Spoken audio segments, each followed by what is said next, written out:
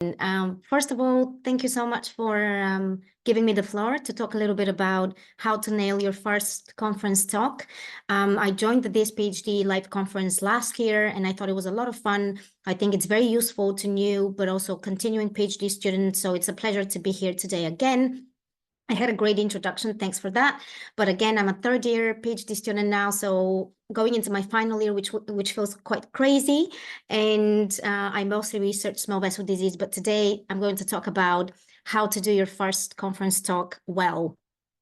So just as a bit of background for me, in addition to what was said already, I did my undergraduate degree here at the University of Glasgow. Before that I was studying in my home country, Bulgaria, and then my master's took me to the Netherlands. Over the years, I've had different research exchange experiences in Belgium. I also went to UCL London during COVID, and then eventually I decided to come back to Scotland for my PhD. Something that I do want to point out is that I do have quite a lot of experience presenting. Let me just close my WhatsApp. Apologies about this. Again, part of the multitasking that comes with a PhD, of course. So again, before I continue, I just want to point out that I am someone who does have quite a lot of experience talking to people. So probably that's going to be quite relevant when we talk about giving your first conference talk. I work as a PhD tutor. I'm also a class rep, and I am also a class rep trainer. So that means that I'm teaching new class representatives how to do their job. So having said that, this will contextualize my talk today a bit more because, of course, people are different. Some of us are more introverted, others are more extroverted. And I think all this feeds into how we go about giving our first conference talk. What I will do today is I'll separate my talk into three different sections. First of all, I'll talk a bit about what makes an excellent presentation. Then I'll talk about why I think that I did well when I gave my first conference talk. And then we'll talk a little bit about what it means to go the extra mile with presentations. Now, before I continue, I just want to give you some context. Again, I'll be giving some examples from the presentation that I gave when I did my first conference talk, which was at the so-called European Stroke Organization Conference this year, which was in Basel, Switzerland.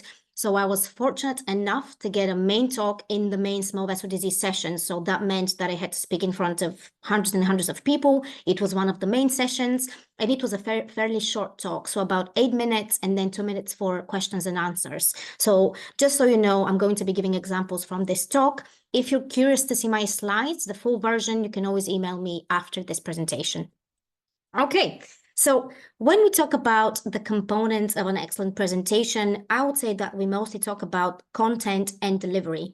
So when we talk about the content of a very good talk, we mean how broad and wide that is, but also how much in depth we actually go with some of the details, how we distribute the content, how clear the content is, but also how we go about using text and visuals in our presentation. And of course, in addition to the content, we also have the delivery of the presenter.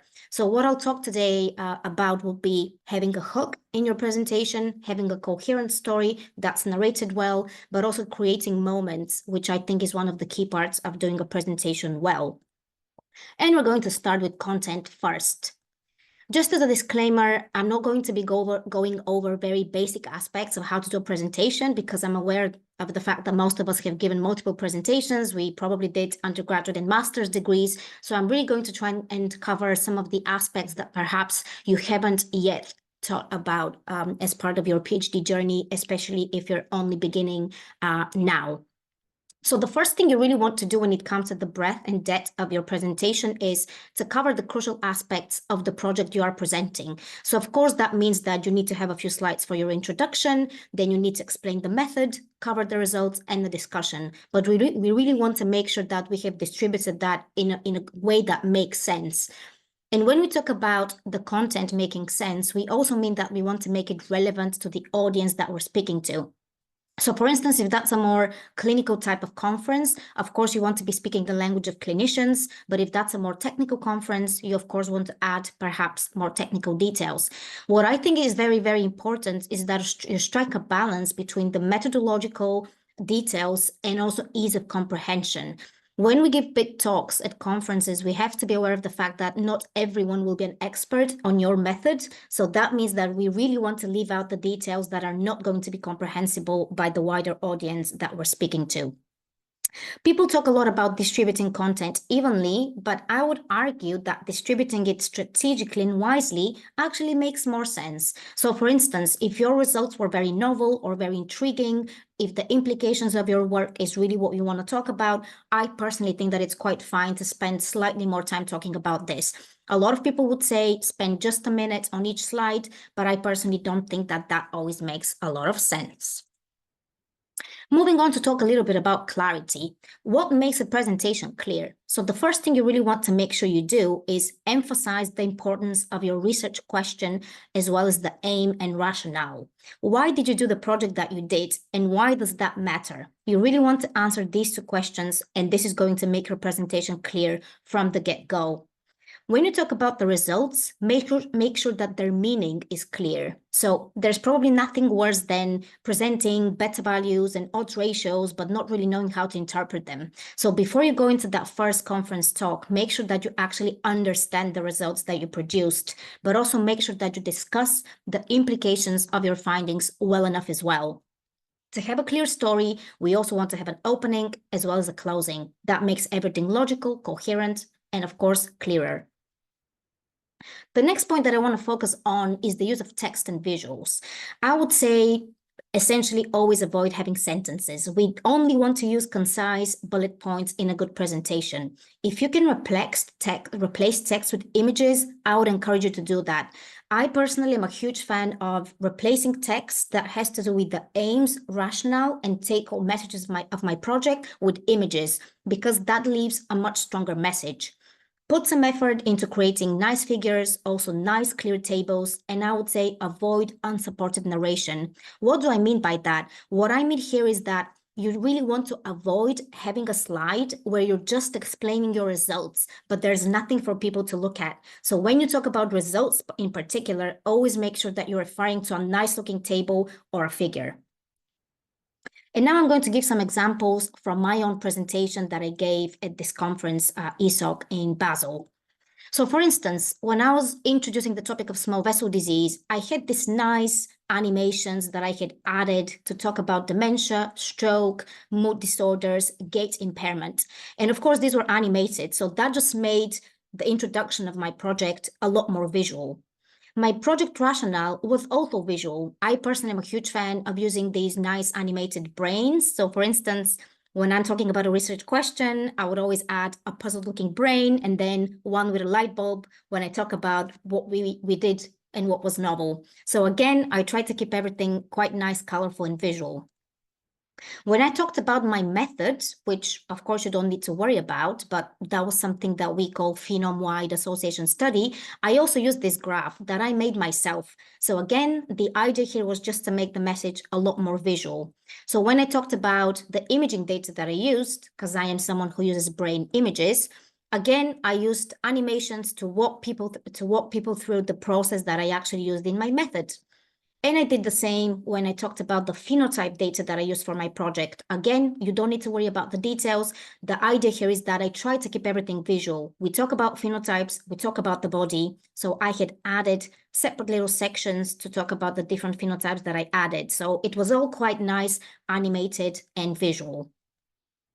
When I talked about the GitHub repository that I used for my analysis, something called Pheasant, I decided to include a picture of the bird, because why would you know the pheasant GitHub repository? It doesn't make any sense. So of course I thought, well, that might as well make it easier for people to find the GitHub repository, because nobody had ever used pheasant before. So again, I thought that a picture made a lot of sense. And again, take-home messages, like I said, I personally am a big fan of replacing text with images when I can, or using a combination. So again, my take-home message slide was also animated, and I also had this nice-looking brain with a light bulb for my main takeaway message, essentially. So these are just a few examples of what I did well to illustrate the points that I talked about already. And now we're going to continue with talking a bit about delivery. So what makes the delivery of your presentation at your first conference outstanding? I would say one of the main things you really want to have is having a hook early on. And this is easier said than done, because when you're giving a presentation at a big conference, you typically start with the mandatory disclosures and funding, and it all gets a bit boring and nobody likes that slide and everybody wants to skip it. Regardless of this, you can still try and have a hook. And this could be one of multiple things. For instance, a big why or how question can definitely hook the attention of the audience. You can start with a relevant open question in your field, or maybe make a reference to a lived experience. For instance, I'm in stroke geriatrics, in stroke medicine, so sometimes it makes sense to add a quote by a patient. Or just start with a big statement about a major problem in Scotland or in the UK. These can all be examples of having a hook in your presentation. When it comes to your story being coherent, again, this is up to you to deliver well. I would say the 3 things that you want to make sure you answer with your story are the following. Do we know how the story starts? Do we know how it ends? And do we know what happens in between? So what is the sequence of events? When you narrate your story, you want to make sure that you walk people through that process. And there's a few things that you can try and do to make that easier. For me, something that I quite like using is memorable midpoints. And here I really cannot underscore that more. People space out when they listen to you. Like my supervisor says, conferences are the places where PIs check their email. So when you use these midpoints, you kind of make sure that you attract the attention of the audience again. And this, for instance, can be a recap slide. I quite love using these. So say 5 minutes in, you can have a recap slide where you say, okay, just to summarize the method that I used, we did XYZ, and now we're going to continue to the results. And of course, have a mandatory takeaway slide in case nobody listened to you. If there's one thing that you would like people to have listened to, that's the take-home message. So make sure you have one. At least that increases the chances that people will have listened. Something important also is timing. Again, people space out, people get distracted, especially if you're giving a lecture in the afternoon session of a conference. So be aware of that and try to use timing in your favor. Something that my second PI does is, if he's giving a talk before the lunch break, he would always say, okay, there's only one thing that separates us from the lunch break, this talk. So again, try to use these little midpoints to emphasize the story that you want to convey. Narration.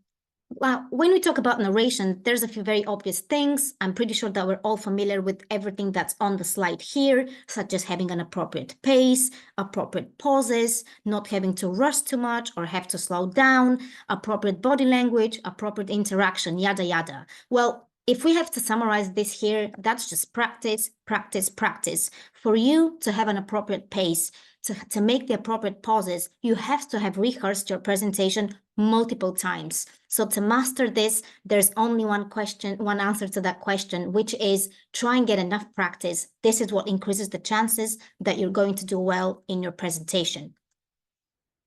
And now I want to finish with creating moments. And this is bringing us back to what I talked about earlier, having a hook, using midpoints, having a takeaway slides.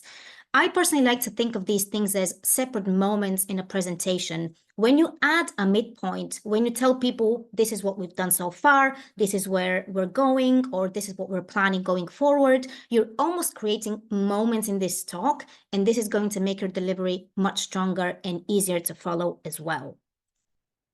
And now, why do I think I did well? This is going to be very quick. Of course, in addition to trying to adhere to what I talked to you about today, a few other things that I think I did well.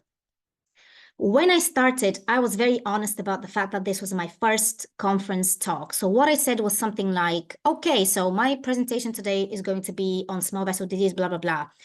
In case my voice starts shaking, let's assume it's the amount of coffee I've had today. So I literally started with some self-irony.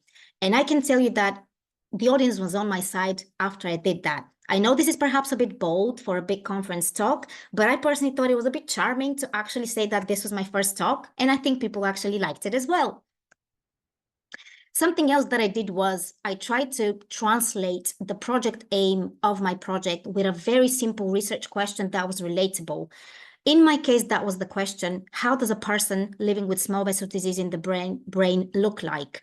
So if you can, when you introduce the aim of your project, try to translate that question into a meaningful language that's going to speak to everyone. I think, again, this is going to attract the attention of people, and it increases the chances that they're going to listen to you. When I talked about the limitations, I also used some irony. So I used this data set that we call UK Biobank. It's one of the biggest data sets you can use in the UK, but we know that it's not very representative of the British population, unfortunately. So when I was talking about the limitations, I said that actually the UK Biobank has some of the weirdest people in the world because we know they're Western, educated, rich, etc. So again, try to spice the content up when you can. You can use a joke. There's no harm in doing that at all, and use a lot of visuals as well.